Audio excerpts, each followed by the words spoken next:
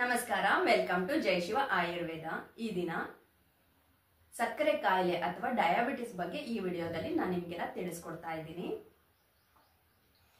Diabetes ಅಥವಾ ಸಕ್ಕರೆ ಕಾಯಿಲೆಯಲ್ಲಿ ಎರಡು ವಿಧಗಳು. ಮೊದಲನೇದು ಬಂದ್ಬಿಟ್ಟು ಟೈಪ್ 1 ಡಯಾಬಿಟಿಸ್, ಎರಡನೇದು ಟೈಪ್ 2 ಡಯಾಬಿಟಿಸ್.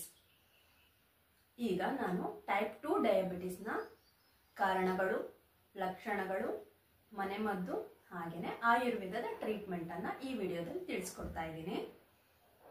ಟೈಪ್ 2 ಡಯಾಬಿಟಿಸ್ನ ಕಾರಣಗಳು: ಮೊದಲನೇದು ಬಂದ್ಬಿಟ್ಟು ತುಂಬಾ ನಿದ್ದೆ ಮಾಡೋದು, ಎರಡನೇದು ಕೂತಲ್ಲೇ ತುಂಬಾ ಹೊತ್ತು ಕೂತ್ಕೊಂಡೇ ಇರೋದು, ಮೂರನೇದು ಹಾಲಿನ ಉತ್ಪನ್ನವನ್ನೇ ಅತಿ ಹೆಚ್ಚು ಸೇವಿಸೋದು, ನಾಲ್ಕನೇದು ನವಧಾನ್ಯಗಳು ಅಂದ್ರೆ ಅನ್ರೈಪ್ಡ್ ಧಾನ್ಯಗಳನ್ನ ತಿನ್ನೋದ್ರಿಂದ ಕೂಡ ನಮಗೆ ಸಕ್ಕರೆ ಕಾಯಿಲೆ ಬರುತ್ತೆ.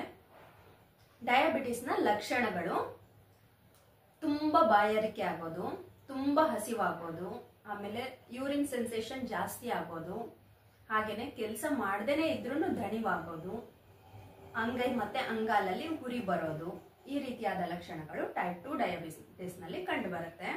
ಸಕ್ಕರೆ ಕಾಯಿಲೆಗೆ ಮನೆಮದ್ದು ಬಂದು ಮೆಂತೆ ಕಾಳುಗಳನ್ನ ರಾತ್ರಿ ನೆನೆ ಇಟ್ಬಿಟ್ಟು ಬೆಳಗ್ಗೆ ಆ ನೀರು ಮತ್ತೆ ಆ ಕಾಳುಗಳನ್ನು ನುಂಗೋದ್ರಿಂದ ಡಯಾಬಿಟಿಸ್ ಅವಾಯ್ಡ್ ಆಗ್ತಾ ಬರುತ್ತೆ. ಡಯಾಬಿಟಿಸ್ಗೆ ಆಯುರ್ವೇದದ ಟ್ರೀಟ್ಮೆಂಟ್ ಅಂತ ಬಂದ್ರೆ ಅದು ನಿಶಾಮಲಕಿ ಚೂರ್ಣ.